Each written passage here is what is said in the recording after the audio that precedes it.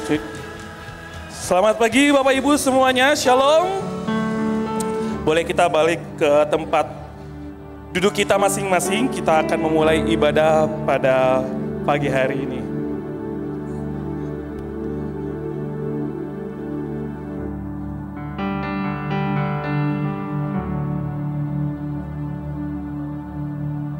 Alright, good morning jemaat. Wah, luar biasa. Sepertinya masih ada hawa-hawa ngantuknya ya. Karena pagi ini sangat luar biasa mendung. Jadi kita masih ada mau nempel aja di kasur. Tapi aku appreciate sekali untuk Bapak Ibu, saudara-saudari semuanya untuk datang dan bisa beribadah di jemaat kita GKDI Jakarta. Luar biasa. Boleh saya minta Bapak Ibu semuanya untuk kita sapa kanan kiri kita. Selamat datang di Jemaat GKDI Jakarta.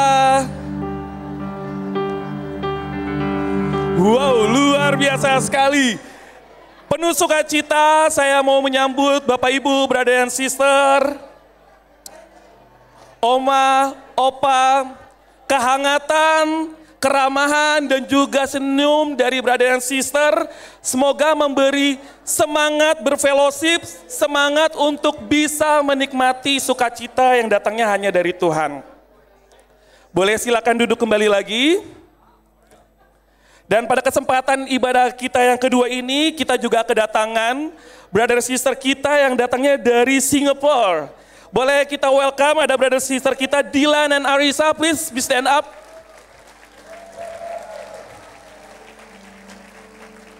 Alright, so siapa yang excited untuk ikut ibadah pagi hari ini? Angkat tangan semuanya. Luar biasa. Kita akan mulai, mari kita satu dalam doa. Terpujilah Tuhan yang kekal dalam kerajaan surga. Kami mengucap syukur kepada Engkau pencipta, pemilik kami semua di sini.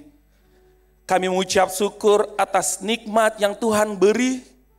Atas kesempatan sepekan Engkau sertai, sehingga hari ini kami sama-sama duduk, kami mau menikmati hadirat-Mu, dan kami mau menjunjung Engkau sebagai Raja segala Raja, Tuhan bagi kami, dan Juru Selamat bagi kehidupan kami. Tuntun hati kami dan pikiran kami, sehingga kami bisa menerima berkat-Mu lewat firman-Mu, dan kami keluar dari ruangan ini bisa menjadi saksi untuk terus membawa nama-Mu Tuhan sampai kami bersama-sama dengan Engkau. Terpujilah nama-Mu, Engkau sertai ibadah pada pagi hari ini dari awal, pertengahan, hingga akhirnya. Terpujilah nama Engkau, Yesus Kristus. Haleluya, amin. Amin. Brothers and sisters, boleh kita sama-sama bangkit berdiri. Pastinya kita semua datang ke sini penuh dengan ucapan syukur buat penyertaan Tuhan seminggu ini, amin. Oleh sebab itu mari kita sama-sama ungkapkan rasa syukur kita lewat nyanyi-nyanyian, puji-pujian kita berikan yang terbaik buat Tuhan kita, amin.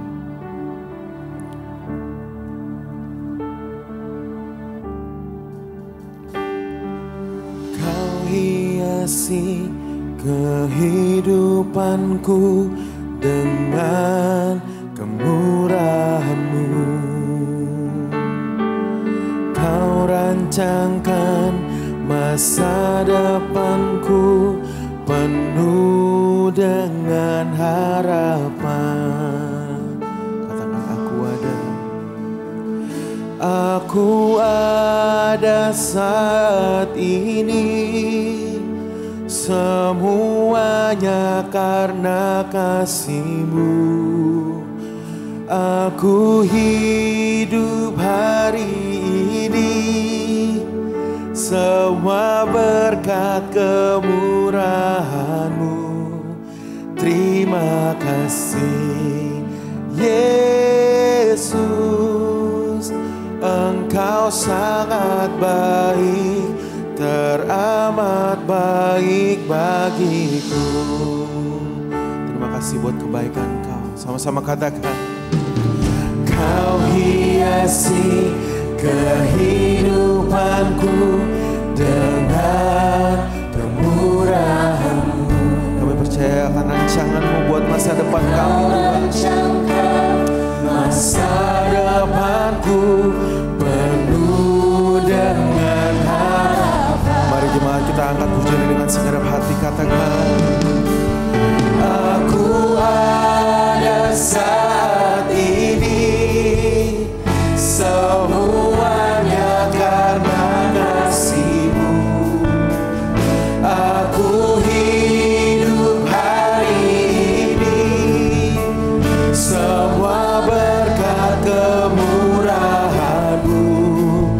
Terima kasih Yesus, Engkau mari jemaat kita angkat pujian ini sekali lagi, kita katakan aku ada saat ini.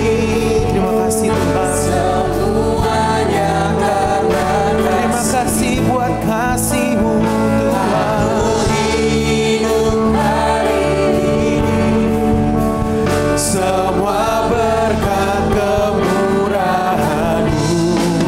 Terima kasih Yesus, Engkau sangat baik, Engkau sangat baik, teramat baik bagi kami. Sungguh bersyukur akan kasih-Mu, akan kebaikan-Mu buat setiap kami Tuhan.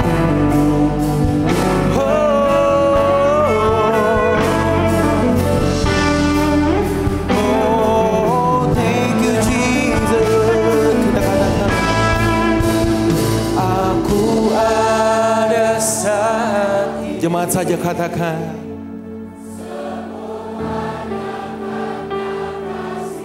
oh terima kasih Tuhan, semua karena kasih kemurahan-Mu.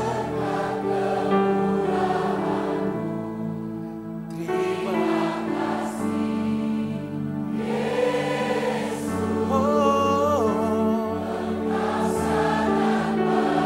Sekali lagi kita katakan aku ada saat ini. Oh terima kasih, semuanya karena kasih. Kau selalu ada buat kami Tuhan. Aku hidup hari ini, semua karena kasih. Semua berkat kemurahan-Mu. Terima kasih Yesus, Engkau sangat baik, teramat baik bagiku. Lebih dahsyat lagi kita katakan aku ada saat ini, aku ada semua karena kasih. Hidup hari ini, terima kasih, semua berkat kemurahan. Terima kasih Yesus, Engkau sangat baik. Sekali lagi jemaat dengan segenap hati kita katakan aku ada saat ini, semuanya karena kasih-Mu. Aku hidup hari ini, semua berkat Kamu. Terima kasih Tuhan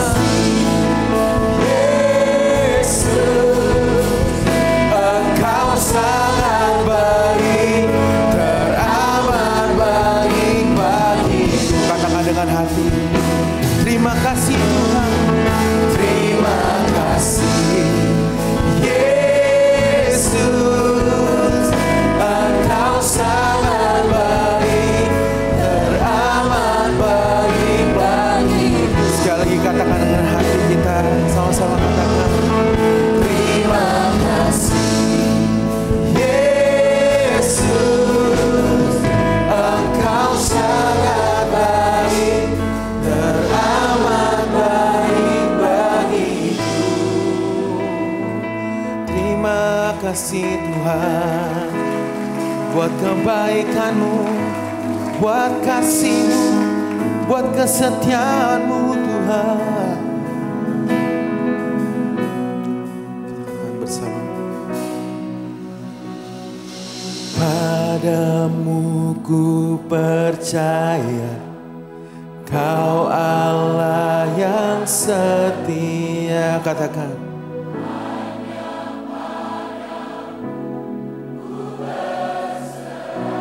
Sekali lagi dengan segenap hati katakan. Padamu percaya. Iman kami tak pernah goyah Tuhan.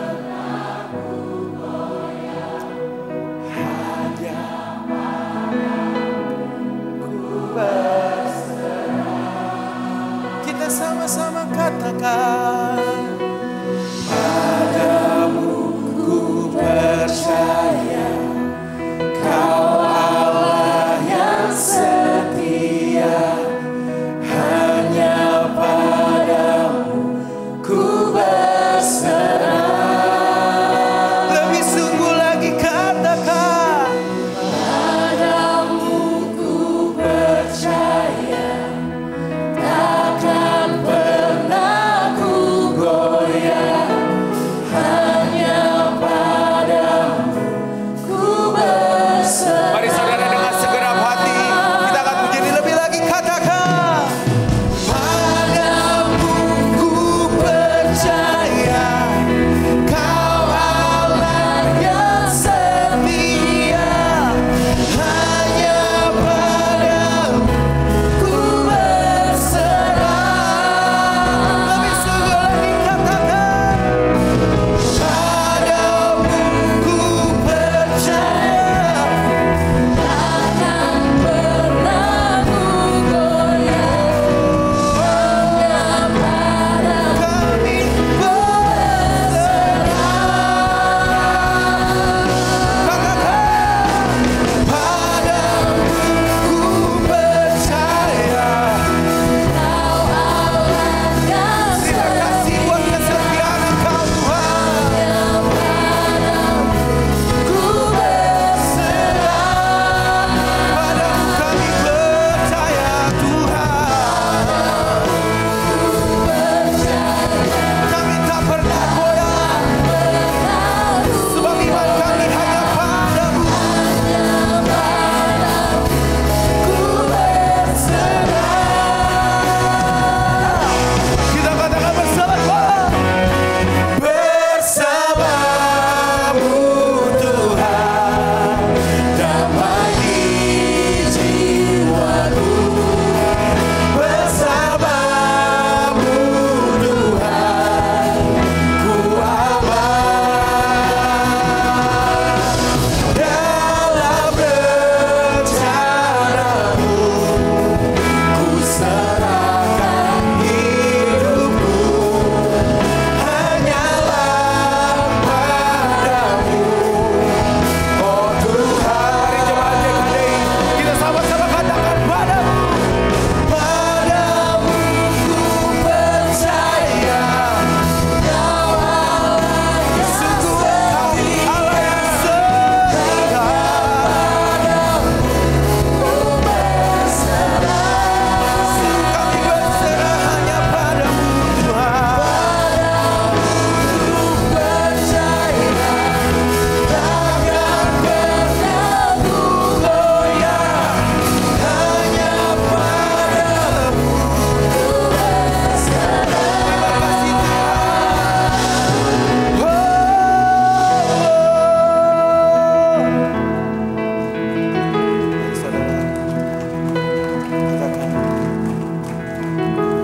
Musim berlalu, Kau selalu ada. Katakan dengan iman. Tak terselami jalan-Mu Tuhan. Berikan kemuliaan buat Tuhan kita yang luar biasa. Tuhan kita yang penuh kasih. Tuhan kita yang setia. Amin.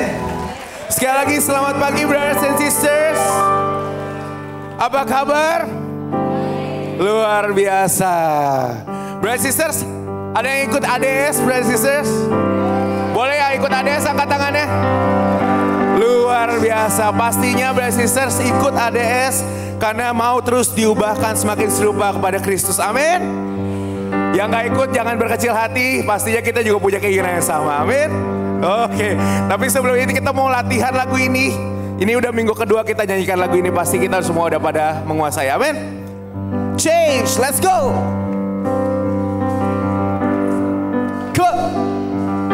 Oh ya. We are changed. We can change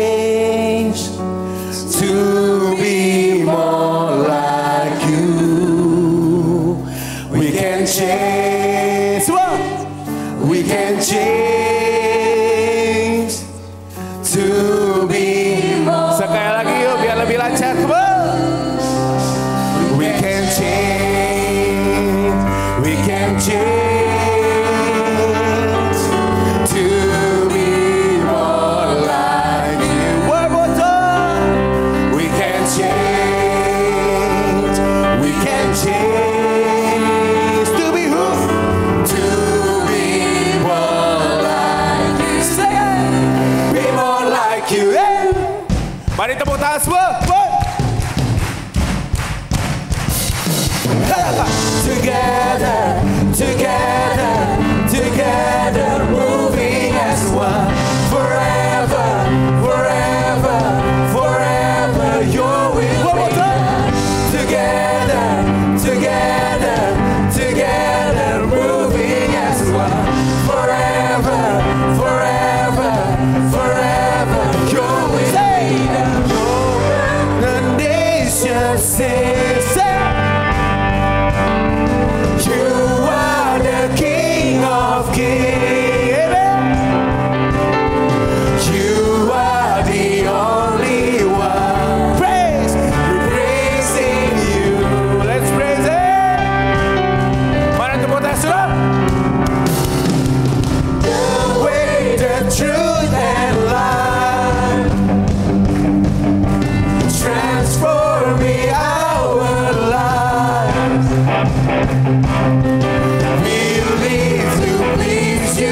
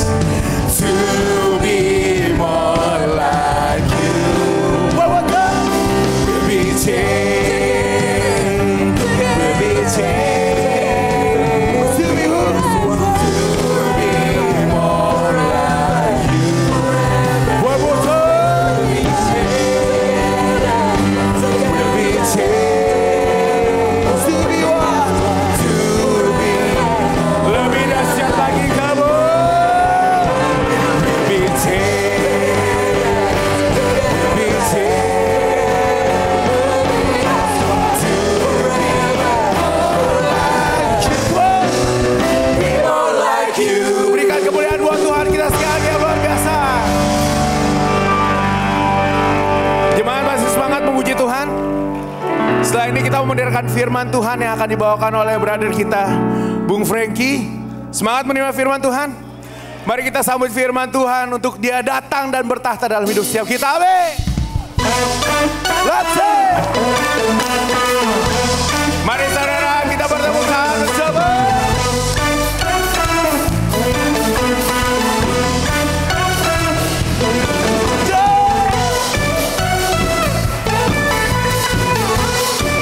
Dialah pemilik hidup setiap kita, pencipta cakrawala. Sama-sama katakan pujian ini. Come on. Pelukis cakrawala, perangkai jagat raya, pencipta alam semesta. Pemilik kehidupan yang sanggup menyelamatkan segala jalan kebenaran. Katakan, kami rindukan kuasa lawatanmu, kebangkitan pasti terjadi. Oh, oh, datanglah dan berkata, kuat dan berkuasa, saat hati bersatu, menaikkan pujian, berlaku di matanya, mujizat dinyatakan. Say it. Great is our God. Boleh tepuk tangan semua.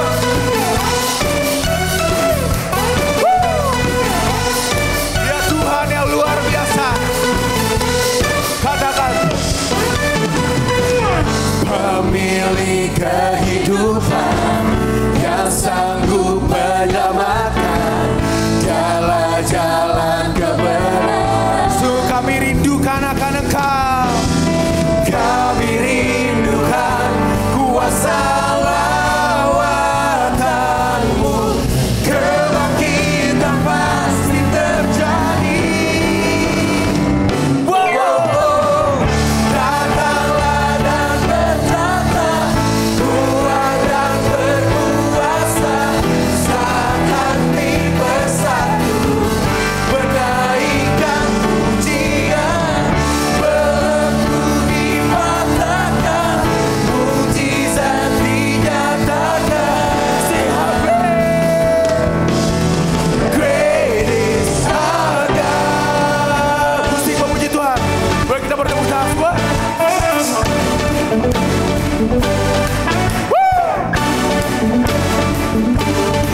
Yeah. How great is our God. Woo.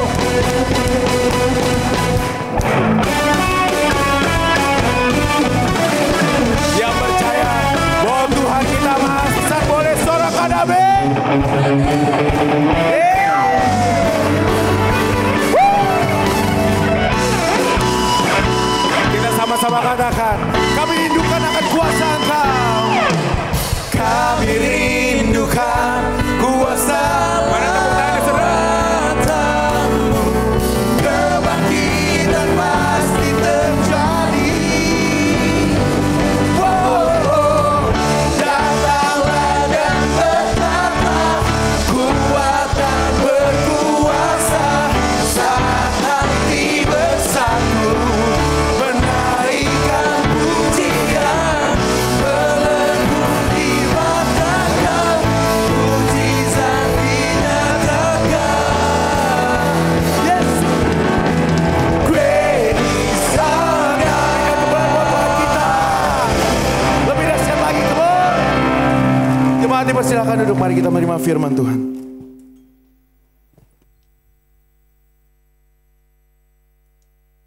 Mari kita mengucapkan terima kasih kepada Song Ministry yang telah memimpin kita memuji Tuhan. Welcome back Pak Muksin, sudah sehat kembali, kita doakan terus sehat. Shalom, selamat hari Minggu semuanya. Ya, kita sangat bersyukur bisa memuji Tuhan, bisa beribadah, dan satu kehormatan bagi saya untuk berbagi firman Tuhan. Saya mengajak sebelum kita dengar firman Tuhan, Mari kita berdoa agar Tuhan memberikan kepada kita rohnya untuk menuntun kita memahami kehendaknya. Mari kita berdoa. Bapa di surga, Engkau adalah Allah yang luar biasa baik. Kebaikan Engkau bisa kami rasakan setiap hari dalam kehidupan kami. Dan kami berdoa kiranya kami senantiasa bisa merasakan kebaikan Engkau. Kami belajar bagaimana perbuatan hebat Engkau, karya tangan Engkau, melalui firman Engkau. Bahkan juga melalui hidup kami dan hidup daripada satu sama lain. Dan kami bersyukur bahwa kami bisa memiliki contohan daripada firman Engkau dan juga dari kehidupan satu sama lain. Tetapi biarlah Tuhan, keyakinan kami akan firman Engkau semakin dalam oleh karena kebenaran pada pengertian yang sesuai dengan kehendak Engkau. Berkati kami semua, biarlah firman yang kami pelajari pada pagi siang hari ini bisa membantu kami makin hari makin mengenal Engkau dan mengenal kehendak Engkau. Serta kami semua, dalam nama Yesus kami berdoa dan mengucap syukur. Amin. Hari ini saya akan melanjutkan khotbah yang diambil dari pasal 16 sampai pasal 28. Jadi ada sekitar 12 pasal yang saya akan cover pada khotbah saya di minggu pagi hari ini. Jadi sabar-sabar dengan saya, mungkin waktunya bisa lebih dari 1 jam. Oke, siapkan kopi masing-masing, jadi kalau ngantuk bisa minum kopi. Oke, judulnya adalah The Wonder of God's Work, bagaimana melihat kehebatan Tuhan melalui pekerjaannya. Dan saya mulai diambil dari Kisah Rasul pasal yang ke-16, Acts chapter 16, ayat yang pertama sampai ketiga. Dikatakan begini, Paulus datang juga ke Derbe dan ke Listra. Di situ ada seorang murid bernama Timotius. Ibunya seorang Yahudi dan yang telah menjadi percaya, sedangkan ayahnya adalah seorang Yunani. Timotius dikenal baik oleh saudara-saudara di Listra dan di Ikonium. Dan Paulus mau supaya ia menyertainya dalam perjalanan. Paulus menyunatkan dia karena orang-orang di Yahudi daerah itu, sebab setiap orang tahu bahwa bapaknya adalah orang Yunani. Ini adalah pengantar daripada khotbah saya, diambil dari pasal 16 sampai pasal 28. Di cerita ini kita tahu bahwa Paulus berada pada misi perjalanannya yang kedua, dan dia singgah ke kota Derbe dan Listra untuk bertemu dengan seorang namanya Timotius. Kalau saya bisa gambarkan begini. Nah, tidak perlu mencatat karena nanti kalau mau saya akan kasih bahannya, bisa diminta. Tapi saya mau tunjukkan adalah waktunya, timeline-nya, bukan isinya. Ya. Pasal 1 sampai pasal 5 dari Kisah Rasul itu ada dari tahun 30 sampai tahun 33. Jadi 3 sampai 4 tahun peristiwanya itu ditulis. Pasal 6 sampai pasal 9 itu dari tahun 33 sampai tahun 37 ada sekitar 3 sampai 4 tahun peristiwanya. Pasal 10 sampai pasal yang ke-16, 18 itu ditulis dari tahun 37 sampai tahun 51 ada sekitar 14 tahun. Nah menarik kali ini brother sister. Waktu di pasal 10, perhatikan pasal 11, peristiwa Cornelius dibaptis itu terjadi lebih daripada 3 tahun. Sampai kabar itu sidang Yerusalem. Kan cuma kita bahasakan satu pasal selesai kan. Tapi sebenarnya dari Cornelius dibaptis sampai sidang Yerusalem itu 3 tahun baru itu terjadi peristiwanya. Oke? Menarik aja kalau kita bisa pelajari. Kemudian selanjutnya adalah dari pasal 52, dari pasal 19 sampai pasal 22, 19 sampai 21 ada 3 tahun. Pasal 21, pasal 23 ada 1 tahun sampai 2 tahun. Pasal 26, 24 sampai 26 itu ada 2 tahun sampai 3 tahun, 57 sampai 59 AD. Pasal 60 sampai pasal 62, pasal 27 sampai pasal 28, 2 pasal itu ditulis dari tahun 60 sampai tahun 62, 2 sampai 3 tahun. Nah, brothers and sisters, kenapa saya mau tunjukkan ini? Sering dalam banyak sekali doktrin gereja, teologianya, orang ingin menghidupkan semua peristiwa di Kisah Rasul. Orang ingin apa yang tertulis di Kisah Rasul itu terjadi pada gereja modern. Tapi peristiwa Kisah Rasul ditulis dalam rentang waktu 28 sampai 30 tahun. Tujuannya adalah bukan supaya semua peristiwa itu kembali kepada kita. Kalau gitu jual harta aja kasih pada semua orang. Betul ya? Kita pengen ada 2.000 bab, 3.000 baptisan. Bukan itu maksudnya. Karena yang Tuhan maksudkan dengan peristiwa yang panjang itu adalah supaya kita bisa mengerti apa pola, the pattern daripada cerita. The message-nya, pesannya apa, dan apa yang bisa kita ambil dalam kehidupan kita. Sebenarnya itu tujuan daripada Kisah Rasul itu ditulis. So kalau kita bisa pelajari polanya dari Kisah Rasul, kita bisa mengerti bahwa ditulis dalam rentang waktu 3 tahun, bukan supaya itu diulang sekali lagi dalam gereja modern.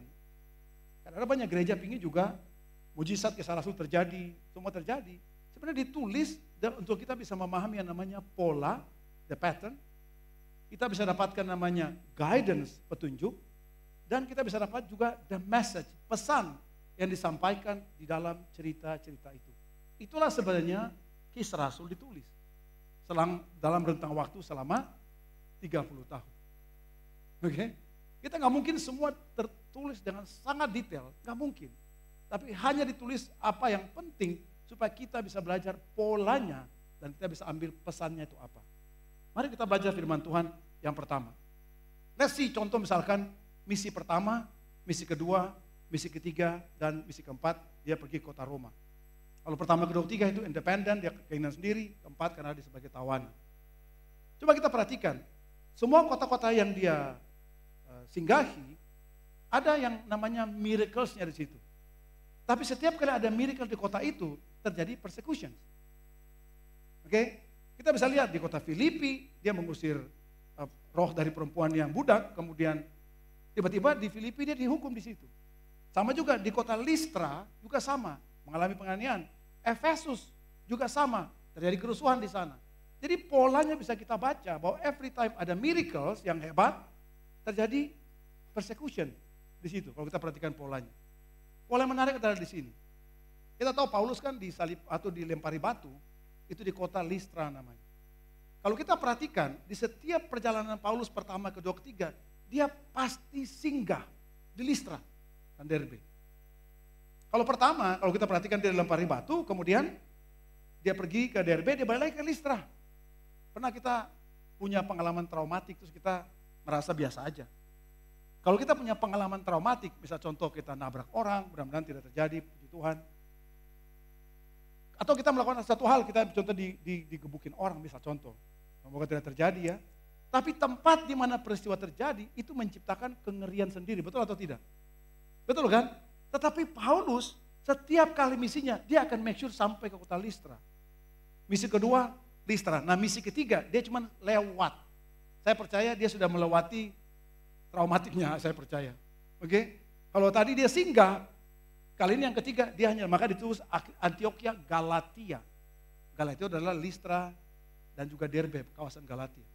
Dia lewat tadi, tidak singgah lagi.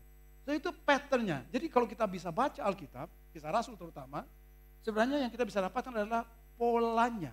Supaya kita bisa tarik pesannya yang disampaikan kepada kita. Mari kita menggali lebih dalam. Kisah Rasul pasal 14 ayat 8-12.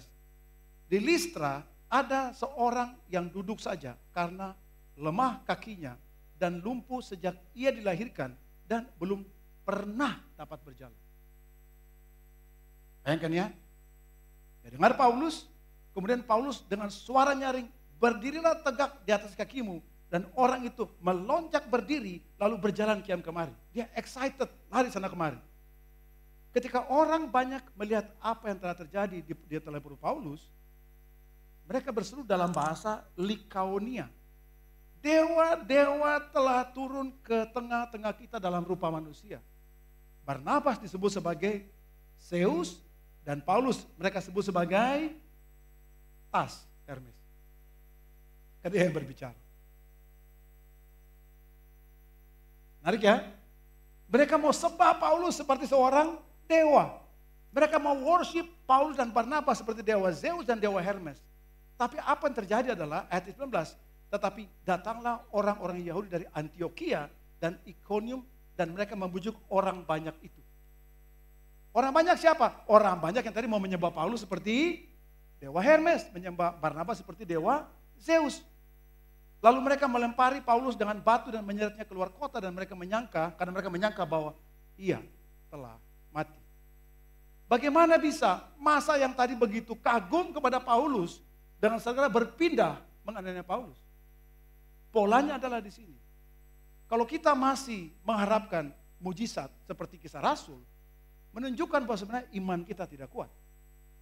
Karena orang itu gampang terpengaruh. Orang itu gampang dibujuk. Bukan firman Tuhan yang buat mereka terpana kepada Tuhan, tapi yang mereka terpana adalah the wonders-nya, miracles-nya. Dan tidak kuat itu sebabnya tidak kuat iman mereka. Apakah sekali terjadi? Coba kita lanjutkan. Ayat pasal 16, ayat yang ke-16. Pada suatu kali ketika pergi ke tempat sembahyang itu, mereka bertemu dengan seorang perempuan, hamba perempuan, yang mempunyai roh tenung. Roh tenung itu adalah orangnya calm. Roh tenung, oke. Saudara, saya mohon saudara tenung sejenak, oke maksudnya. Dengan tenungannya, tuan-tuannya memperoleh pengajaran. Jadi dia berprofesi, bernubuat, apalah segala macam. Kemudian Paulus mengusir roh di dalam perempuan itu. Tapi apa yang terjadi adalah, kalau kita baca ayat 22, pasal 16, juga orang banyak bangkit menentang mereka. Yang tadinya kagum berubah menjadi menentang. Lalu pembesar-pembesar kota itu menyuruh mengoyakkan pakaian dan tubuh mereka dan mendera mereka. Setelah mereka berkali-kali didera. Didera itu maksudnya dicambuk. Dalam bahasa Inggris adalah they were severely flogged. Mereka itu dicambuk dengan sangat sadis. Di luar batas kemampuan manusia. Coba kita perhatikan polanya. Yang tadi di Listra tiba-tiba jadi berbalik. Sekarang di kota Filipi juga sama, tiba-tiba mereka berbalik. Dan itu pola kita bisa baca Alkitab. Maka saya bilang kalau gereja masih atau kita masih mengharapkan miracle terjadi di hidup kita, iman kita tidak kuat sebenarnya. Karena iman kita tidak kuat, kita bisa gampang salah menilai Tuhan. Salah menyalahkan Tuhan, salah macam-macam. Karena kita berharap extraordinary seperti kisah Rasul terjadi hidup kita. Tapi pola Alkitab bilang bahwa ketika itu terjadi, dengan sangat gampang iman mereka berubah. Selanjutnya, pasal 19, pola yang ketiga. Hal itu dilakukannya 2 tahun lamanya, sehingga semua orang penduduk Asia mendengar firman Tuhan, baik orang Yahudi maupun orang Yunani. Perhatikan mujizatnya. Oleh Paulus, Allah mengadakan mujizat yang luar biasa. Saya tanya, mujizat sudah luar biasa atau belum? Sudah. Sekarang mujizat yang luar biasa. Contohnya apa? Bahkan orang membawa sapu tangan. Itu bisa menyembuhkan. Atau kain yang pernah dipakai Paulus dan meletakkannya atas orang sakit. Maka lenyaplah penyakit mereka dan keluarlah roh jahat. Sapu tangan, baju, gelas minum. Saya nggak tahu piring makan. Tusuk giginya Paulus. I don't know. Semua bisa menyembuhkan penyakit. Itu namanya mujizat yang luar biasa. Saya keluar sapu tangan. Mau sapu tangan ini? Sudah itu kena flu semuanya. Tapi perhatikan. Di Efesus itu miracles yang luar biasa. Apa polanya? Ayat 28 pasal 19. Mendengar itu meluaplah amarah mereka. Siapa mereka? Yang tadi itu. Lalu mereka berteriak-teriak katanya, besarlah Artemis Dewi orang Efesus. Seluruh kota, bukan sebagian, seluruh kota menjadi kacau dan mereka ramai-ramai membanjiri gedung kesenian serta menyeret Gaius dan Aristarkus, keduanya orang Makedonia dan teman seperjalanan Paulus. Paulus mau pergi ke tengah-tengah rakyat itu, tapi murid-muridnya tidak mengizinkannya. So itu polanya. Polanya bahwa ketika ada miracles yang hebat, datang orang gampang berubah iman mereka. Orang gampang terhasut, orang gampang terpengaruh. Jadi pola yang kita salah sering lihat adalah, waktu kita bicara the wonder of God's work, yang kita bayangkan adalah orang sakit disembuhkan, orang lumpuh dibangkitkan, orang mati dibangkitkan. Tapi semua peristiwa kisah Rasul secara pola, secara patternnya, menunjukkan bahwa every times ada miracles yang hebat, muncul adalah orang dengan gampang berubah pemikiran mereka, berbalik menyerang si pembuat miracles itu. So what do we learn? Menurut saya, Kalau kita mau pelajari kisah Rasul dan menemukan the wonders of God's work, dia akhirnya pada 3 bagian. Sebagai pola dalam kisah para Rasul. Pola pertama adalah the truth-nya, kebenaran. Isi dan impact dari kebenaran firman Tuhan disampaikan. Minggu pertama, Pendeta Harlam sudah bicara tentang the message-nya.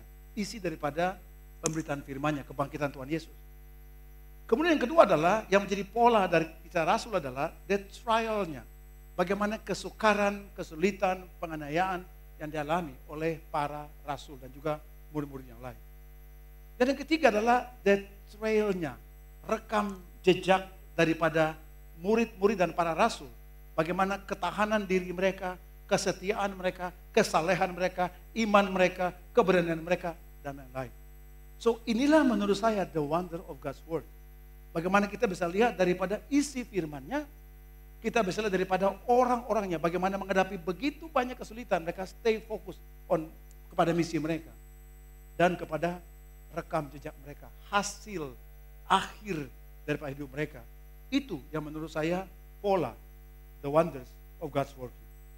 Ya kalau ini kita datang ke sini kita berharap ada miracles, kita mungkin salah tempat, atau kita baca Alkitab tidak bisa membaca pola Alkitab yang tepat. Karena apa yang terjadi kisah Rasul, itu bukan sesuatu yang akan repeating. Tapi pesan yang disampaikan, that's the most important kita bisa bawa pulang sebagai keyakinan kita. Amin. Yang pertama adalah the truth-nya. Coba kita perhatikan, brothers and sisters. Hampir seluruh kisah Rasul berisi orang-orang yang di-convince dan lebih strong iman mereka karena the truth-nya, bukan karena miracles. Kisah Rasul 2 ketika Petrus berkhotbah, orang bilang, oh karena bahasa roh. Enggak. Yang mereka berubah karena penjelasan Petrus. Karena khotbah Petrus ada 3.000 orang dibaptis. Oke? Pasal 3, pasal 4, sama juga Petrus berkhotbah berikan impact, tapi dia berkhotbah memberitakan kebenaran di Serambi, Salomo, dan banyak orang berkumpul, jemaat bertumbuh karena penderitaan firman Tuhan. Pasal ke-7, Stefanus, di depan pemuka agama, dia tidak perform miracle, yang dia sampaikan adalah kebenaran firman Tuhan. Filipus memenangkan orang Samaria. Bayangkan ya, tidak ada cerita Samaria bisa ada miracle di kota Samaria. Tapi Samaria bertobat dan menjadi murid Tuhan karena pemberitaan firman Tuhan. Lanjut, pasal 8, Sida-sida Ethiopia. Dia seorang yang sangat suka membaca. Kenapa dia bisa diyakinkan? Karena Filipus menjelaskan kebenaran firman Tuhan kepadanya dan dia berubah hidupnya. Kisah 11, jemaat di Antioquia di Syria. Kita tahu inilah kata Kristen pertama kali muncul dalam Alkitab.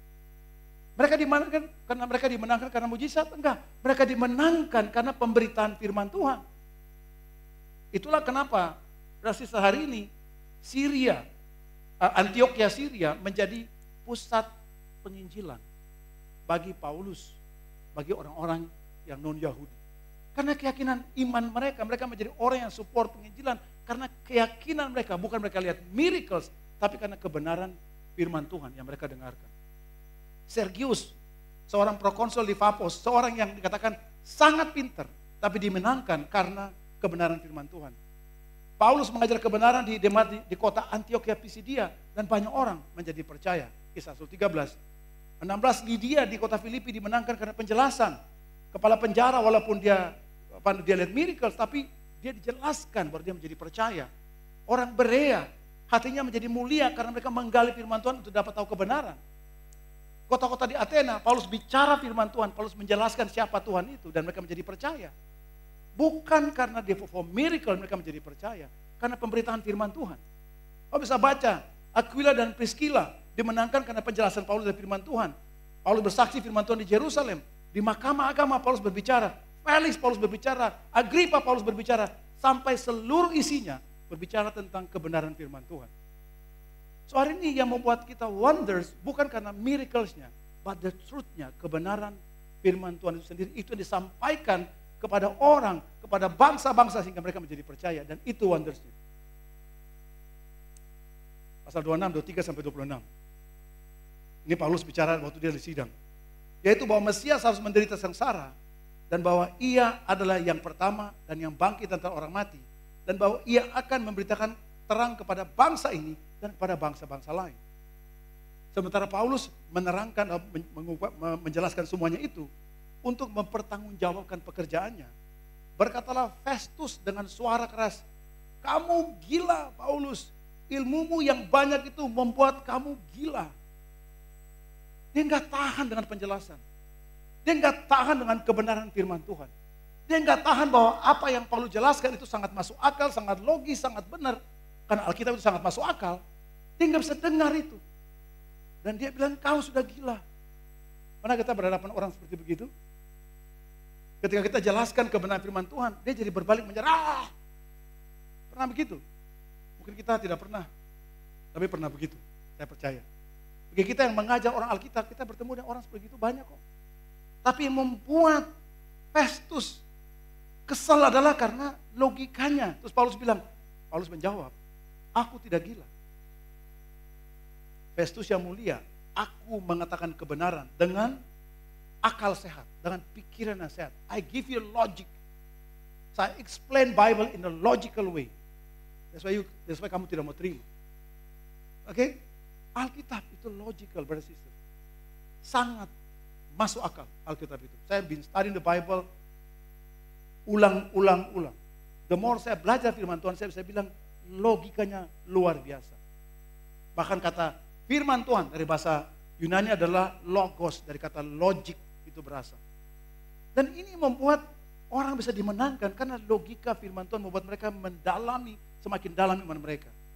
Dia mulai bicara kepada Raja Agripa. Raja juga tahu tentang segala perkara ini. Sebab ini aku berani berbicara terus terang kepadanya. Aku yakin bahwa tidak ada seorang pun dari semuanya ini yang belum didengarkan. Hebat Paulus cara inklusif daripada si Agripa. Dia bilang karena perkara ini tidak terjadi di tempat yang terpencil. Peristiwa Yesus, kematiannya, penyalibannya, kematiannya, penguburannya, kebangkitannya, itu terjadi bukan di tempat terpencil, itu di kota Yerusalem. Saksinya adalah ratusan ribuan saksi. Mereka saksikan dia mati di kayu salib, mereka saksikan dia bangkit. Dan Paulus bilang, ini bukan tempat terpencil yang saya bohong cerita, ini betul. Kalau hari ini orang meragukan Yesus adalah tokoh fiktif, ini mah keterlaluan menurut saya. Anak-anak muda yang tidak suka baca, sok tahunya luar biasa, asal belajar teori Darwin, asal baca sedikit aja merasa bahwa Alkitab itu salah. Orang-orang merasa dia lebih pintar dari Tuhan, berkata, Alkitab itu apa Alkitab itu? Saya kasih tahu, it's the most beautiful book yang pernah diciptakan sama manusia. Of course firman Tuhan pasti. Karena itu kemudian Paulus bilang, hey, apa yang tertulis Alkitab itu semua benar terjadi. Bahwa Yesus adalah Tuhan. Dia adalah Mesias. Dia adalah Allah menjadi manusia. Dia adalah juru selamat. Dia menyelamatkan bagi kita, bagi orang Yahudi, orang Yunani, bagi semua bangsa. Dia adalah jalan keselamatan. Dia bilang, pesan itu, peristiwa itu bukan terjadi di tempat terpencil, tapi terjadi di tempat yang banyak saksinya. Yerusalem, kota besar pada masa itu. Amin. Percayakah engkau, Raja Agripa, kepada para nabi? Paulus tanya buat Agripa. Aku tahu bahwa engkau percaya mereka. This is how to convince orang ya. I know you trust them. Kepada Raja Agripa. Jawab Agripa adalah gini. Kamu hampir yakinkan saya menjadi seorang Kristen. Oke? In a sarcastic way sebenarnya bilang, you almost convince me to become a Christian. Dan dari mana? Dari miracle? Enggak. Miracle saya membuat orang kagum sejenak. Kemudian setelah itu datang realita jauh dari Tuhan. But the Bible, kebenaran akan buat orang berakar seperti perempuan penabur, berakar sehingga datang masalah dia strong, seperti rumah yang dibangun dari tanah berbatu menjadi strong. Bukan karena sentimental, tapi karena kebenaran firman Tuhan. Kata Paulus kepadanya, aku berdoa kepada Allah supaya segera atau lama kelamaan, bukan hanya engkau saja. Dia mungkin bergurau, Paulus bikin serius. Tetapi semua orang yang hadir di sini dan yang mendengarkan perkataanku menjadi sama seperti aku, kecuali belenggu-belenggu ini. That is what his faith. Karena dia yakin bahwa firman Tuhan itu betul. Yesus adalah Tuhan, dia yakinkan itu, maka dia berani bicara, dia kasih tahu kebenaran. That is Paulus. Itulah yang hebatnya daripada the word of God itu, the truth-nya itu. Kalau ini kita sendiri ngomong kepada orang, kita takut bicara the truth-nya. Kita takut bicara tentang Yesus kepada orang. Kita takut bicara kepada orang tua kita, takut bicara kepada saudara kita, takut bicara teman kita. Dan what's true yang kita yakini kalau begitu? Karena in every situation ketika mereka berhadapan dan mereka punya kesempatan, mereka bicara. Kalau kita pelajari sidangnya Paulus, kan dia bilang, orang ini sebenarnya tidak perlu bawa ke Romawi. Dia nggak ada salah apa-apa. Paulus yang ngotot, enggak, saya mau ke Romawi. Dia ngotot karena dia pingin supaya dia mau sampai ke Roma. Dia pingin sampai ke Roma bukan untuk buat mujizat, tapi supaya kebenaran, the truth-nya sampai ke kota Roma, sampai ke the capital of the biggest, the largest kingdom of the earth at that time. Dia pingin mereka dengar firman Tuhan. Itu yang wonders menurut saya. Lihat orangnya ngotot luar biasa firman Tuhan.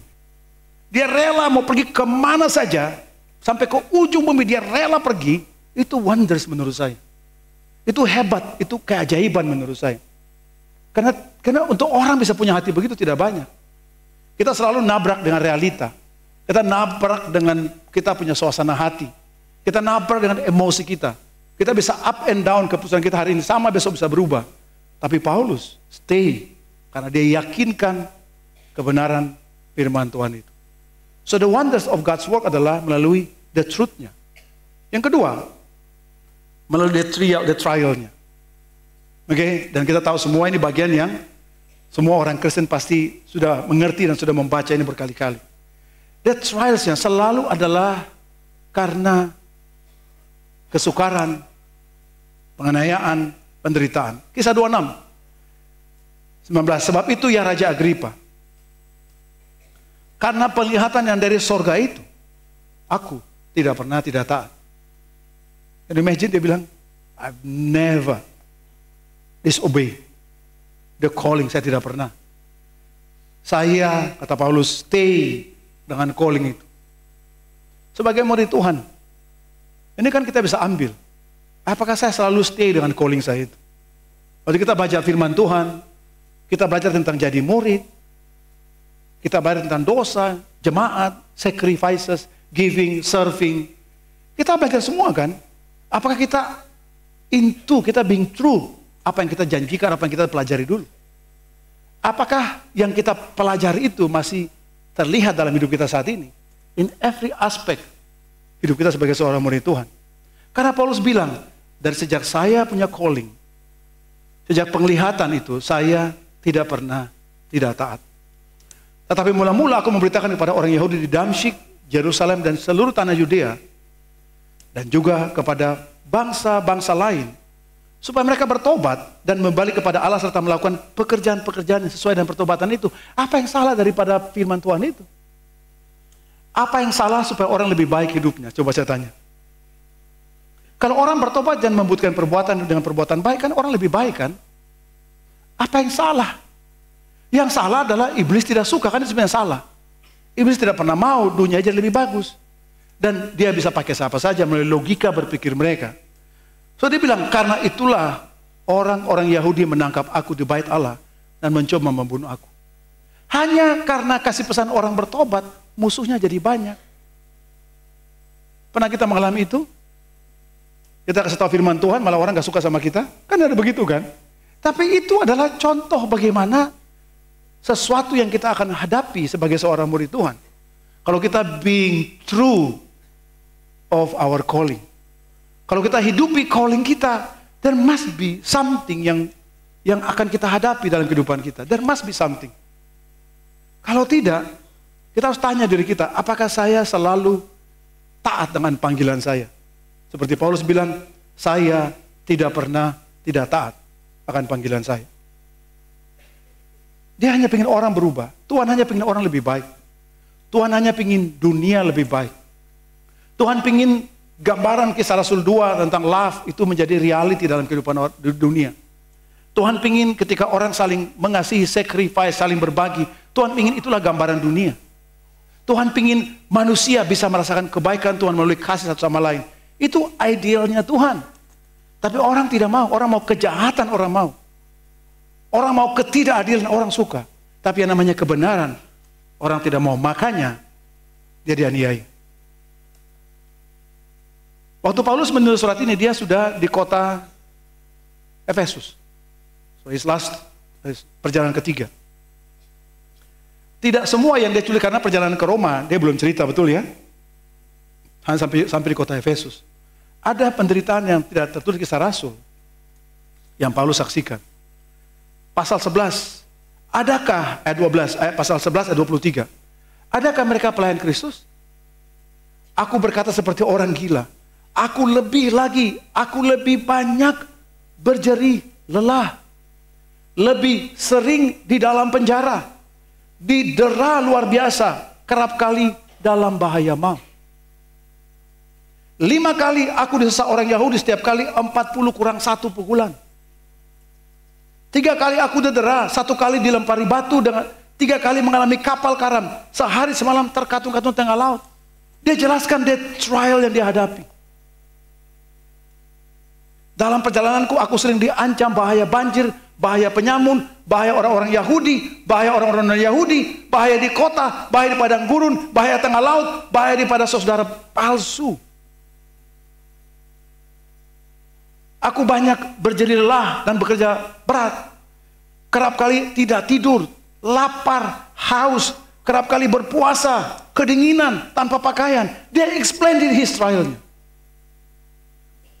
Tetapi dia setia dengan panggilan itu.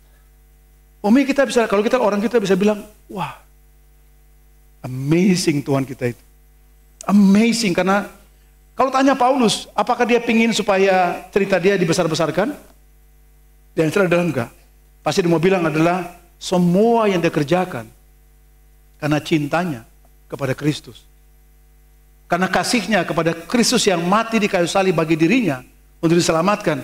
Dia alami semua itu out of his love to Christ and to God. Itulah kasihnya yang murni kepada Tuhan dan kepada Kristus. Do we have the same heart seperti Paulus? Apakah kita punya hati seperti Paulus? Jangan-jangan kita baru dapat sedikit kesukaran, Tuhan sudah kita maki-maki. Kita dapat kesulitan, Tuhan yang kita marah. Kita buat kesalahan, yang itu salah kita, tapi salahnya Tuhan. Semua yang kita kerjakan merupakan keputusan kita yang berujung sesuatu yang tidak baik, yang salah adalah Tuhan. Dari mana ide itu datang? Dari mana ide itu datang? Sementara orang seperti Paulus yang betul-betul cinta Tuhan, cinta panggilannya. Bagi dia everything adalah untuk Tuhan. Everything. Dan itulah wonders yang kedua. Pekerjaan Tuhan kelihatan daripada hidup seperti Paulus. The wonders-nya. Dan kita bisa kagum.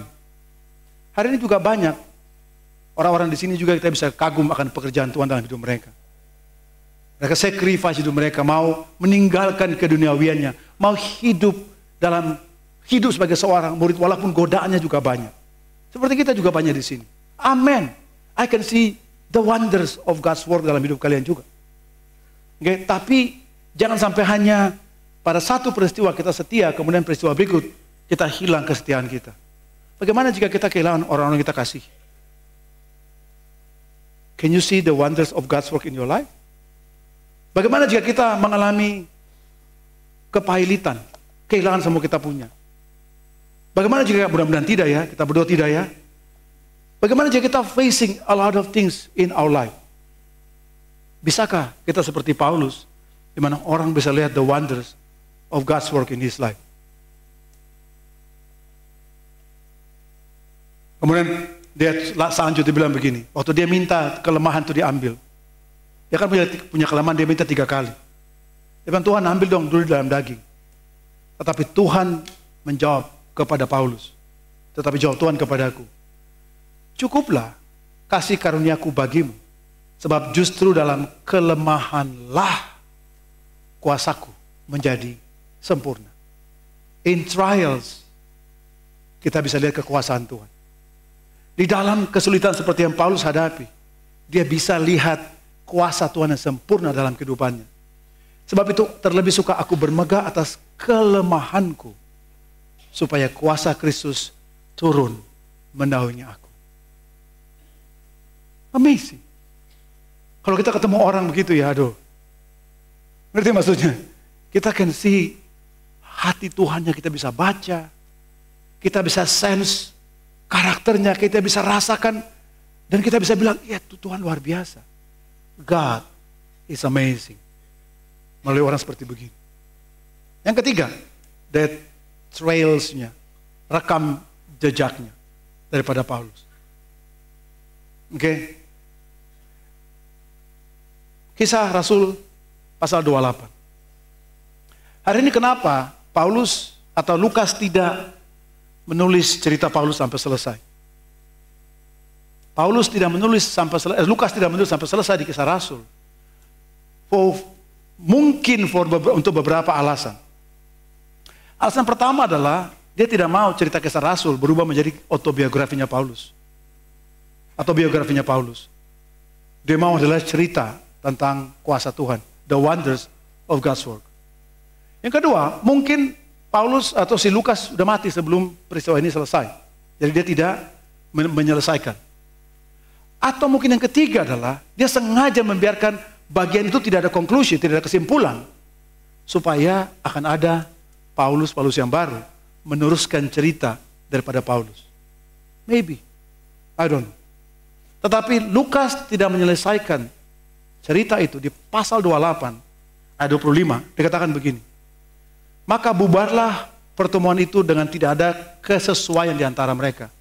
Paulus bicara kepada orang Yahudi. Tetapi Paulus masih mengatakan perkataan yang satu ini. Sebelum pisah dia kasih convince mereka dengan satu pernyataan. Dikatakan seperti diambil daripada kitab Nabi Yesaya. Pergilah kepada bangsa ini dan katakanlah, kamu mendengar dan mendengar, namun tidak mengerti. Jangan-jangan pesan itu masih relevan bagi kita hari ini. Jangan-jangan pesan itu khusus pada orang Yahudi yang menolak percaya kepada Yesus.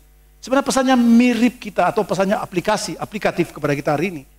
Di mana kita datang ke gereja, bahkan dari kita lahir, kita sudah punya darah, ada denominasi orang tua kita di sini. Tapi dari sejak kita lahir sampai sekarang, kita dengar firman Tuhan, dengar, kita tidak bisa mengerti firman Tuhan.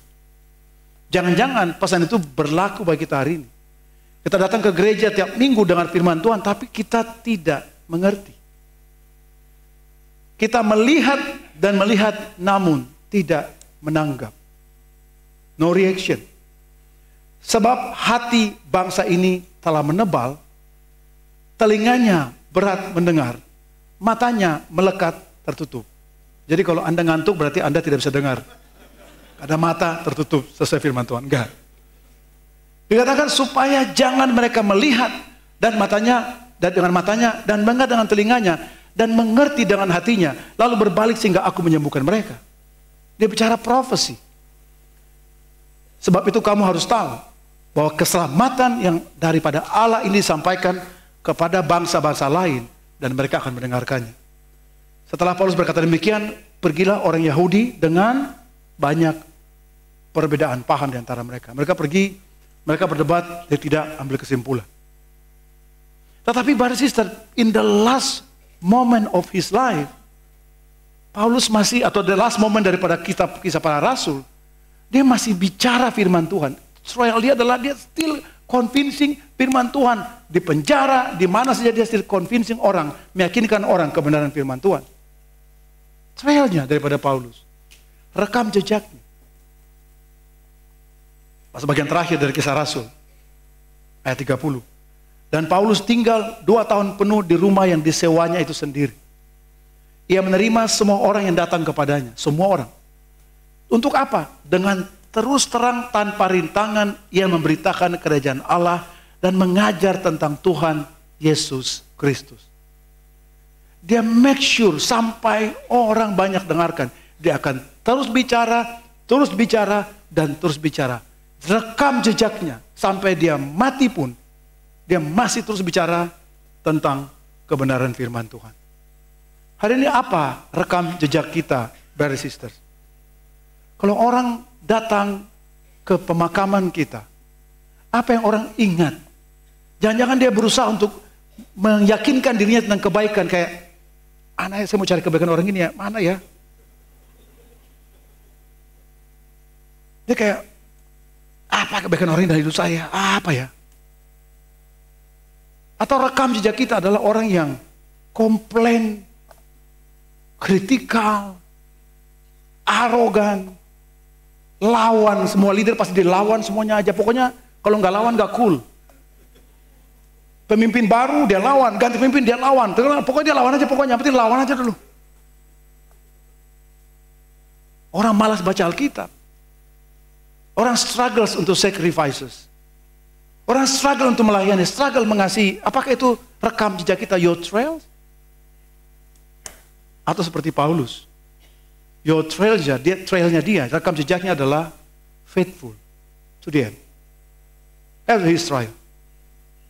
Makanya sebagai ayat penutup, sebelum dia menutup hidupnya, 2 Timotius 4 ayat 6-7. Last word ya. Mengenai diriku, darahku sudah mulai dicurahkan sebagai persembahan dan saat kematianku sudah dekat. Dia realize waktunya sudah dekat.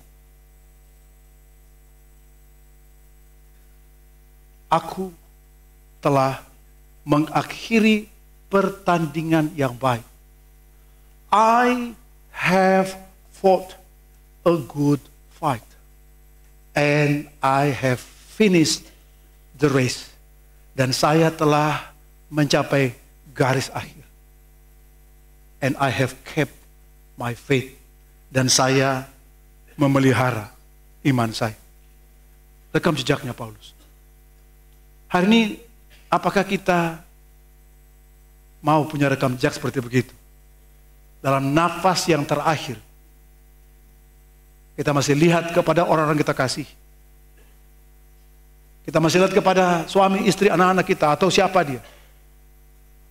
Kita masih berkata dengan kekuatan dari Tuhan, I have kept my faith. Hari ini brothers and sisters, the wonders of God's work, bukan miracles seperti orang harapkan. The wonders of God's work kelihatan dari kebenaran firman Tuhan. The wonders of God's work kelihatan daripada orang-orang yang melewati tantangan, kesulitan, penganiayaan mereka lewati dalam Tuhan. The wonders of God's work kelihatan, kehebatan atau keajaiban dari pekerjaan Tuhan bisa kelihatan dari rekam jejaknya. Bagaimana kasih, ketahanan, kesetiaan, kesalehan, iman, dan sebagainya daripada orang-orang yang tertulis dalam Kisah Rasul. Dan itulah menurut saya the wonders of God's word. Semoga Tuhan yang dipermuliakan, Tuhan memberkati kita semuanya. Amin. Saya mengajak jemaat, mari kita tunduk kepala kita berdoa. Tuhan Bapa di surga, terima kasih Tuhan. Untuk kebaikan Engkau, untuk firman Engkau, untuk contohan daripada firman Engkau. Kami sangat bersyukur bisa punya contohan yang luar biasa. Dan kami bisa melihat Engkau bahkan lebih jelas lagi. Your wonders.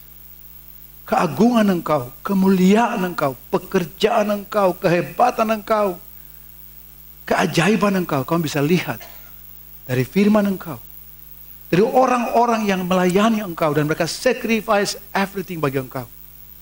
Dan bahkan sampai akhir hidup mereka, mereka memilih setia dan terus berjuang. Kami berharap dan kami berdoa Tuhan supaya kami menjadi bagian seperti cerita Kisah Rasul.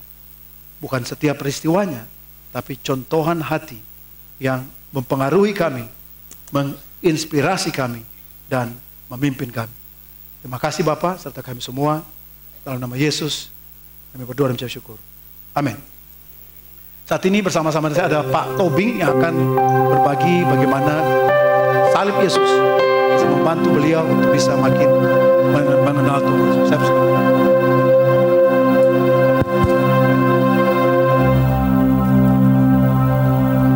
Shalom, brother, sister, om, tante.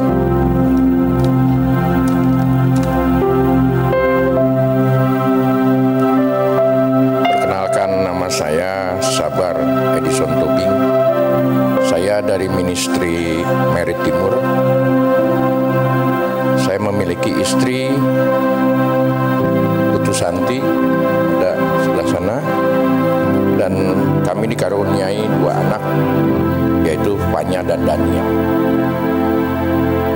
Fanya baru saja menyelesaikan kuliahnya, dan di bulan ini juga dia diwisuda, puji Tuhan. Untuk Daniel, anak kami yang kedua, dia kuliah di Bali, dan dia menjadi jemaat GKDI Bali bersama Bro Moses. Saya ingin berbagi kebaikan Tuhan untuk kami sekeluarga, di mana saya mengenal jemaat melalui putri saya Fanya. Pertama, Fanya mengenal jemaat karena diajak oleh salah satu guru sekolah minggunya di gereja yang lama, yaitu Brother Yordan. Dan Fanya mulai Bible study sehingga ia memutuskan untuk dibaptis di tahun 2018. Awalnya saya bingung, karena keputusan Fanya untuk bergabung ke jemaat di sini, karena dia juga melayani di sana. Tetapi setelah saya melihat perubahan hidupnya dan brother sister teman-teman Fanya, saya mulai bertanya-tanya dalam hati,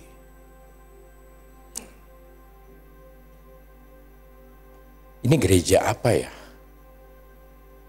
Kok harus baptis kembali?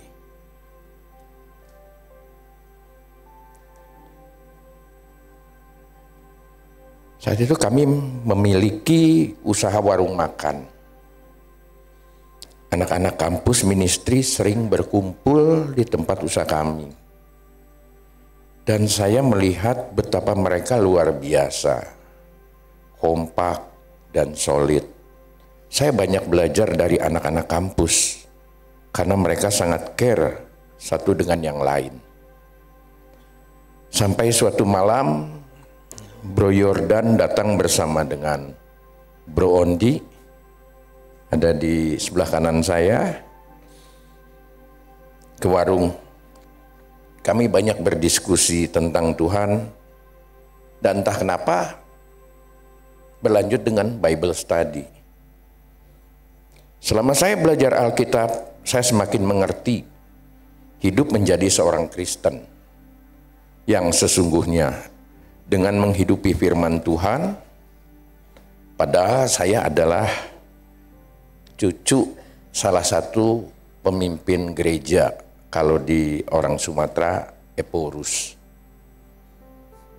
Di salah satu gereja yang saya rasa saya sudah cukup menjadi seorang Kristen. Karena kami diterpa dari kecil seperti apa. Setelah saya belajar baru saya mengerti mengapa anak saya menjadi murid di sini. Saya jadi semakin semangat belajar Alkitab sampai di bulan Juni 2019 saya memutuskan untuk menjadi murid Tuhan. Saya kagum melihat sosok Tuhan Yesus yang tadinya saya pikir sudah kenal, tapi justru saya baru mengerti setelah Bible study. Apalagi melihat fellowship yang kekeluargaan serta pembimbingan yang terus dilakukan. Dan salah satu hal yang membuat saya kaget adalah saat saya bertemu seorang wakil gembala di gereja saya yang lama. Di sini menjadi aser. Wow, luar biasa. Ini yang bikin saya kagum. Betapa tidak ada tingkatan dan mau melayani. Ini yang saya banyak belajar.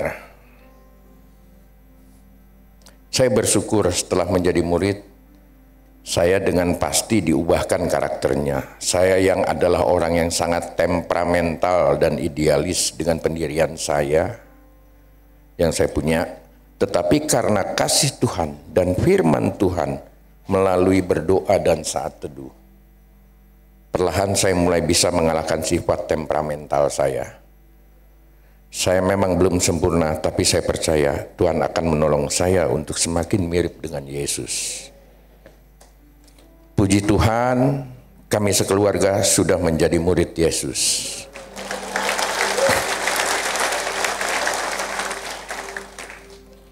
Melalui setiap pergumulan yang terjadi, saya belajar untuk terus mengandalkan Tuhan. Saya semakin terkagum bagaimana penyertaan Tuhan selalu ada untuk saya dan keluarga. Melalui tempat usaha warung makan yang kami punya, kami memiliki moto, diberkati untuk memberkati. Maka saya dan istri menjadikan ini sebagai wadah, sehingga saya semakin semangat menceritakan kebaikan Tuhan saat bertemu dengan pelanggan-pelanggan yang datang. Puji Tuhan, ada beberapa pelanggan dari warung makan kami yang sudah menjadi murid Yesus.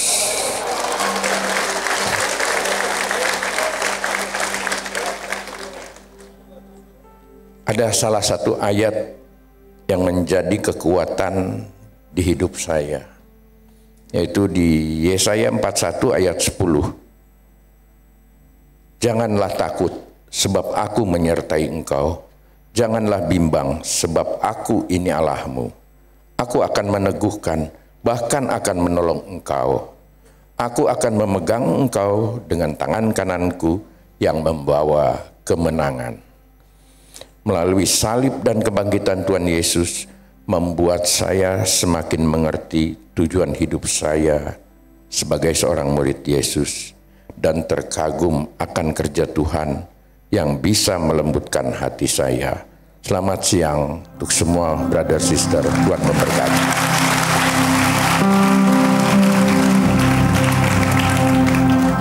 Baik, setelah ini kita mau mengambil komuni, tapi sebelum itu sambil kita mempersiapkan roti dan anggur, mari kita nyanyikan satu lagu untuk kita merenungkan kasih Tuhan lewat salibnya.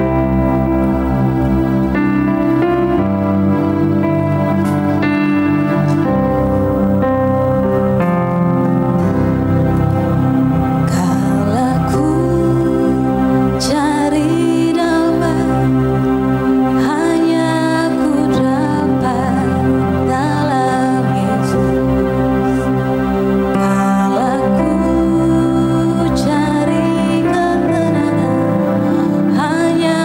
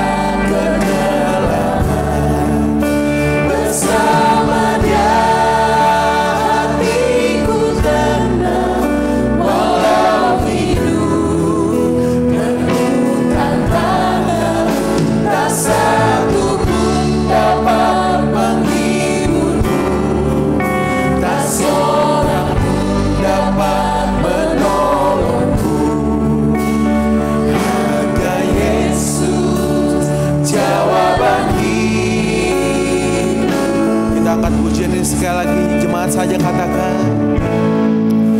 Bersama Dia.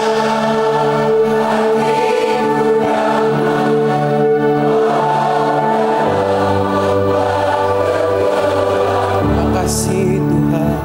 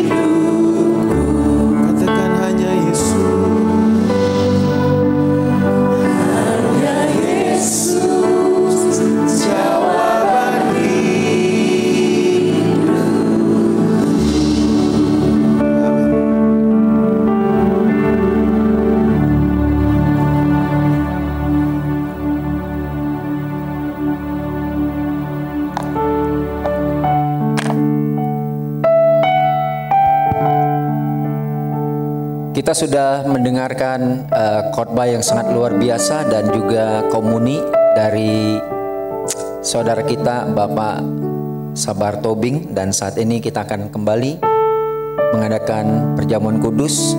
Saya mengajak kita semua di sini, mari kita menyiapkan roti dan anggur.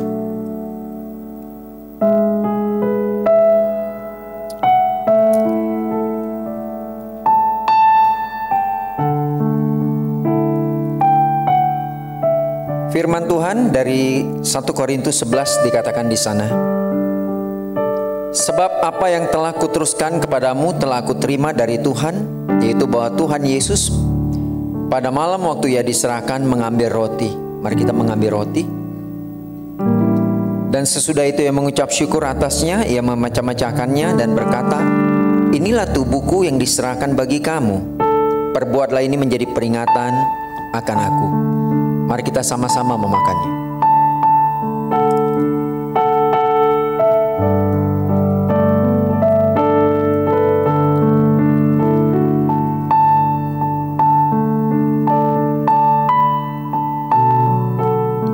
Saya lanjutkan. Demikian juga Ia mengambil cawan. Mari kita mengambil cawan. Sesudah makan lalu berkata, cawan ini adalah perjanjian baru yang dimateraikan oleh darahku. Perbuatlah ini setiap kali kamu meminumnya menjadi peringatan akan aku. Mari kita sama-sama meminumnya.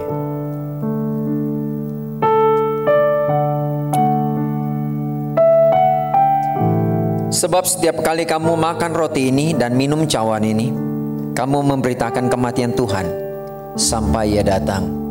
Kita satu hati, kita berdoa. Bapa yang terkasih, Tuhan, terima kasih buat kasih-Mu, rahmat-Mu buat hidup kami. Kami bersyukur karena kematian Engkau yang membuat kami ada di tempat ini. Biarlah tubuh dan darah Engkau yang sudah Engkau korbankan sebagai bukti yang sangat otentik bahwa Engkau mengasihi kami. Itu bukti yang sudah cukup mengingatkan kami akan kasih Engkau. Kami ingin menjadi pelaku firman Engkau, menjadi pewarta firman Engkau. Setelah kami memakan roti dan meminum anggur ini. Terima kasih Bapa yang terkasih. Terpuji nama-Mu. Hanya di dalam nama Tuhan Yesus Allah yang sudah berkorban buat kami. kami telah berdoa. Amin. Bapak Ibu Saudara-saudari, hari ini kita sudah mendengarkan firman Tuhan yang sangat luar biasa. Saya sekali lagi berasa terkagum oleh firman Tuhan. Saya diingatkan tadi bahwa Tuhan tidak ingin saya mengenal Dia itu dari berkat-Nya, ya, dari segala jenis mujizat. Karena itu hanya alat, bukan tujuan. Jadi mujizat adalah berkat-berkat hanya sebuah alat untuk mencapai tujuan, yaitu selamat, bertemu dengan Tuhan. Dan saya sangat percaya juga hari ini banyak pelajaran firman Tuhan yang kita bisa petik. Saya juga di poin-poin berikut saya diingatkan bahwa saya tidak bisa mengenal Tuhan itu hanya dari satu peristiwa yang satu hari yang buruk dalam kehidupan saya, ya. Paulus seperti itu. Dia mengenal Tuhan itu dari seluruh kehidupannya, bukan pada saat dia mengalami aniaya saja. Makanya ketika dia mengalami aniaya yang begitu banyak, dia tetap mengenal Tuhan secara penuh kasih, ya, Allah yang penuh kasih.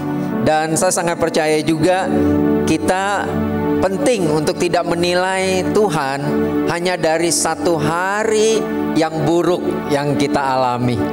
Karena Tuhan adalah pelukis perancang kehidupan yang terbaik. Mari kita berikan penghargaan buat Bapak Frankie, Pendeta Frankie, yang sudah menyampaikan firman Tuhan yang sangat luar biasa, sangat menggugah dan mengingatkan kita semua di sini untuk melanjutkan kisah para rasul yang menggantung, ya, kisahnya, ya, supaya tidak menjadi autobiografinya Paulus. Kita lanjutkan kisahnya. Yuk kita jadi pewarta firman Tuhan. Mari kita semangat satu sama lain. Yuk kasih semangat. Lanjutkan kabar baik firman Tuhan. Nah, saya ingin melanjutkan juga pengumuman kita. Yang pertama adalah ini adalah waktu terbaik untuk kita bisa memberikan persembahan. Saya ingat sekali firman Tuhan mengatakan 3 kali setahun semua laki-laki di antaramu harus menghadap Tuhan. Jangan dengan tangan hampa. Ayat Ulangan 16 ayat 16 mengatakan datang sama Tuhan jangan dengan tangan hampa, tapi dengan membawa satu persembahan yang kita sudah persiapkan. Saya memberi kesempatan untuk mari kita memberikan persembahan kita. Ada QRIS yang ada di hadapan kita di layar. Dan bagi kita ingin memberikan persembahan persepuluhan, kita bisa memberikannya melalui rekening gereja yang tertera di layar juga. Saya memberikan kesempatan buat kita, mari kita memberikan dengan sukacita.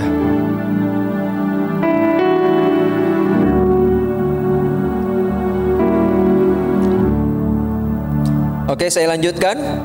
Pengumuman berikutnya adalah untuk ibadah minggu depan. Sekali lagi saya mengajak sahabat-sahabat kami semua di sini, teman-teman yang mungkin baru pertama kali hadir di sini, mari kita bisa datang melanjutkan ibadah bersama-sama dengan kita dalam ibadah raya di minggu depan pada pukul 8 dan pada pukul 10.30. Selanjutnya adalah saya ingin mempersilakan kepada brother kita Rio untuk menyampaikan pengumuman tentang tim pelayanan. Thank you Bro Iwan. Selamat siang jemaat yang dikasihi Tuhan Yesus Kristus. Saya berdiri di sini mewakili tim 7 dari Majelis Kesejahteraan, akan menyampaikan beberapa ajakan untuk jemaat semua untuk bisa ikut peran serta dalam pelayanan-pelayanan yang kami lakukan. Yang pertama, kami ada pelayanan tim kedukaan seperti di belakang ini. Dalam pelayanan kedukaan ini kita memerlukan beberapa tim sebenarnya, karena saat ini hanya baru ada 1 tim.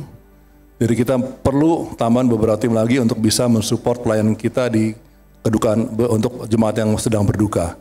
Kita membutuhkan beberapa skill, ada singers, ada musisi, ada fotografer dan ushers.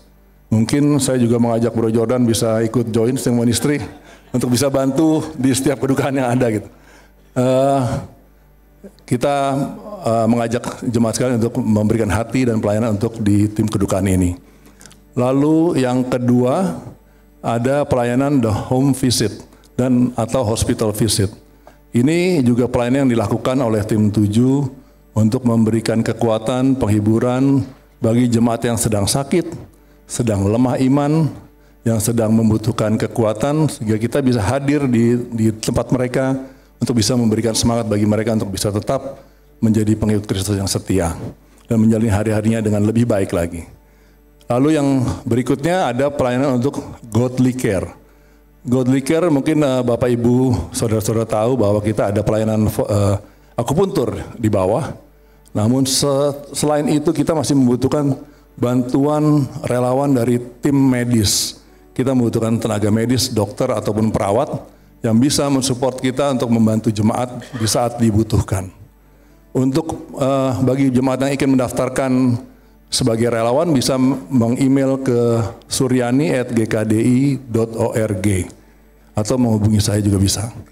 Lalu yang terakhir kita ada hotline tim 7 bagi jemaat yang membutuhkan pelayanan kami bisa menghubungi nomor hotline tersebut di atas, bisa difoto sehingga kami bisa langsung merespon kebutuhan jemaat sekalian. Demikian pengumuman dari kami, Tuhan memberkati kita semua. Terima kasih. Terima kasih Bro Rio. Yuk kita semua diundang ya untuk bisa terlibat melayani. Saya sangat percaya semua kita diberikan karunia dari Tuhan. Betul ya? Ada pelayanan bukan cuma yang tadi aja, kita ada pelayanan juga untuk bisa bergabung di sekolah minggu ya di KKK. Nah dari KKK itu adalah early community ya. Jadi itu komunitas pertamanya orang mengenal komunitas, yaitu komunitas sekolah minggu, betul? Nah habis dari sekolah minggu itu mereka akan masuk ke jenjang berikutnya itu di jenjang Hype ya. Dan berikut pengumuman dari Hype. Halo, nama saya Adi. Nadia. Aku Cynthia. Nama aku Nadia. Halo teman-teman, nama saya Adi.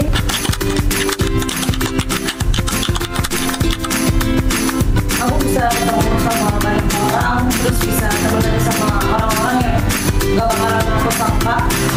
Aku Unggun, pergi ke Curug, kita main air bareng. Sama firman Tuhan, main game, main mini game sama Indonesia bersama kakak-kakaknya.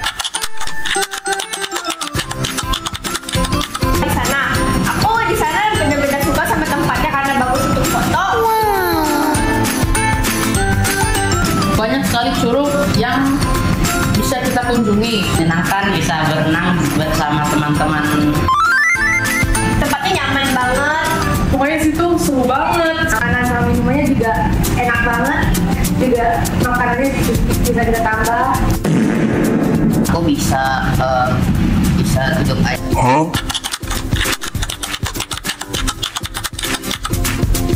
Hype camp kemarin tuh nggak seseru yang aku kira. Ternyata seru banget. Aku harap kalian ikut di hype camp kali ini. Karena tuh bakal benar-benar seru dan kalian bisa dapat teman baru. Yang penting tuh kalian terbuka aja dan kalian bakal dapat teman. Karena aku juga berharap kalau aku bisa ikut lagi. Main-main bersama teman-teman saat malam, main kartu dan bersama teman dan tidurnya juga nyenyak banget. Buat kalian semua, jangan lupa buat ikut Hype Camp. Dadah!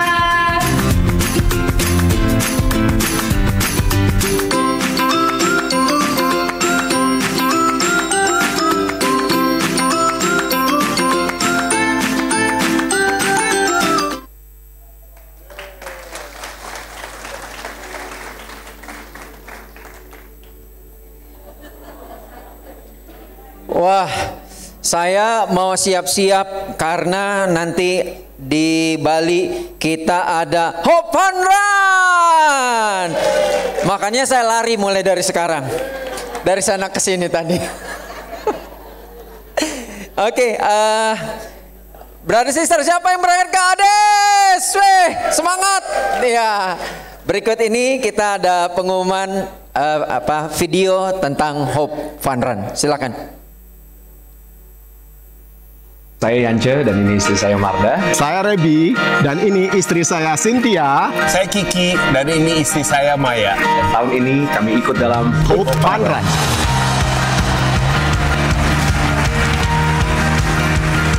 Kami percaya langkah kecil kami bisa membawa harapan besar bagi anak-anak yang membutuhkan. Kami percaya langkah kecil bisa menjadi harapan besar dengan berdonasi lewat virtual account ini.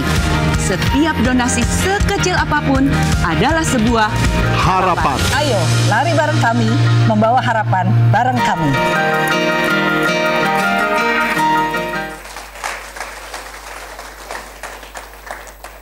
Ya, kayaknya Pak Rebi udah siap-siap nih lari ya.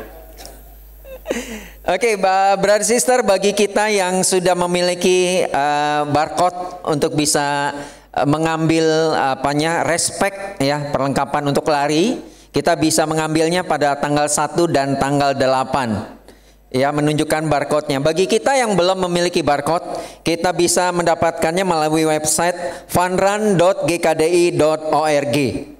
Jadi kita bisa mengambil dari link tersebut dan kita bisa menambahkan barcode-nya untuk menukar respect yang akan kita pakai di Bali. Kenapa kita tidak mengambilnya di Bali? Supaya kita tidak crowded di sana. Jadi kita bisa mengambilnya di tanggal 1 dan tanggal 8. Dan brother sister, kaos ADS masih tersedia, betul ya? Bagi kita yang belum mendapatkan atau belum membeli kaos, jangan sampai kehabisan. Betul ya? Karena sudah banyak sekali yang membeli. Dan bagi kita mungkin, aduh saya nggak ikut ke ADS ke Bali. Yuk kita bisa mengalami suasananya di sana ya dengan membeli, dan mungkin bisa dipakai dalam grup. Satu grup semuanya pakai. Ya, waktu buat acara fun time atau pakai semua. Bisa ya? Dan kita bisa membelinya di ruang VIP. Bagi kita yang sudah PO juga bisa mengambil di ruang VIP. Dan demikianlah rangkaian pengumuman kita dan rangkaian ibadah kita. Saya mengajak Bapak Ibu Saudara-saudari, kita akan mengakhiri ibadah kita. Saya undang bangkit berdiri, kita akan menutup dalam doa. Satu hati mari kita berdoa. Bapa yang terkasih, Tuhan terima kasih buat kasih-Mu, rahmat-Mu, penyertaan-Mu buat hidup kami. Kami sangat bersyukur Tuhan, karena Engkau berkorban begitu banyak untuk bisa menebus dosa kami.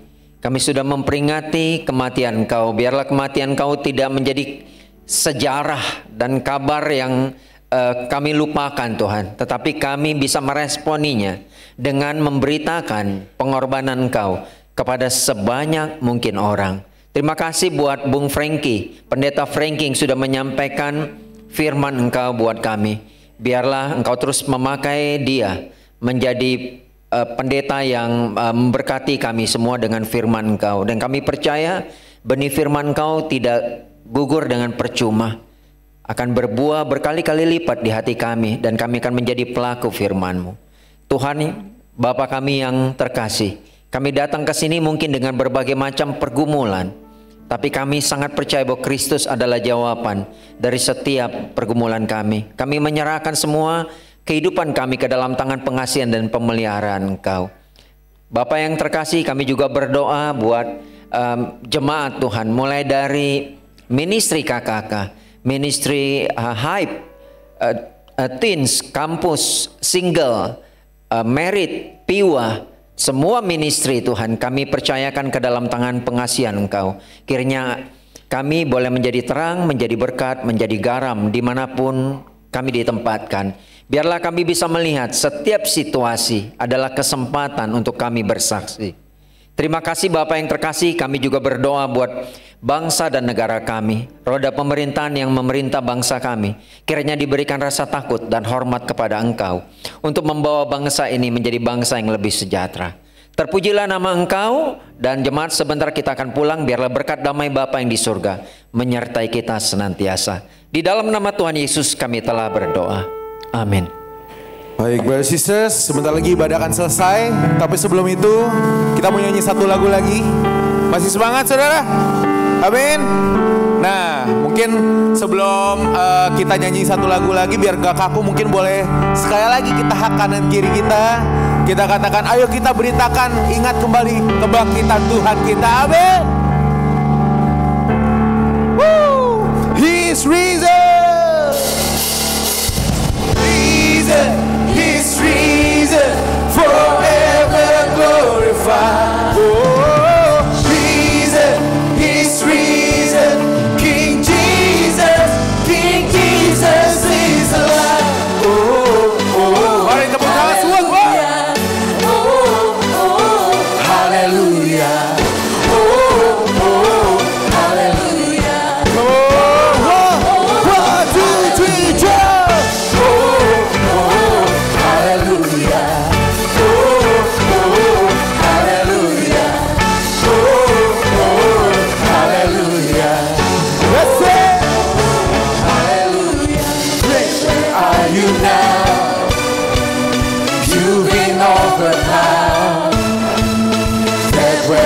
Your sting, conquered by the King. Resurrected one, shining like the sun, breaking to the fear. Victory is here, victory is here. Vuela de casa. Hallelujah. Jesus be lifted higher. We serve the reason. Come on. The reason, He's risen, forever glorified. Oh, reason, He's risen, King Jesus. One more time. He's alive. Reason, He's risen, forever glorified. Oh, reason, He's risen, King Jesus is alive. Come on, sama-sama jemaat Tuhan.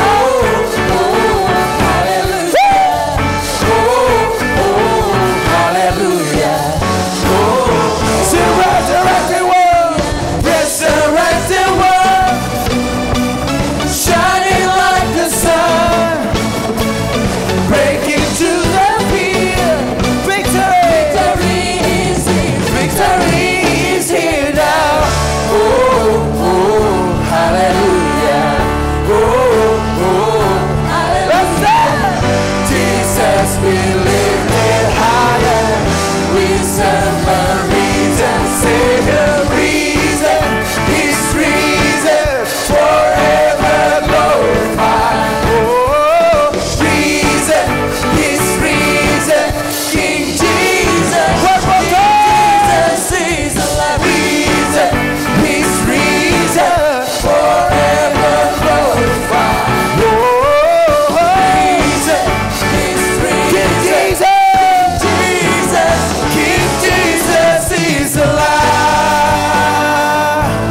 Engkau Allah yang hidup, Yesus Kristus Raja kita. Kekuatannya sama.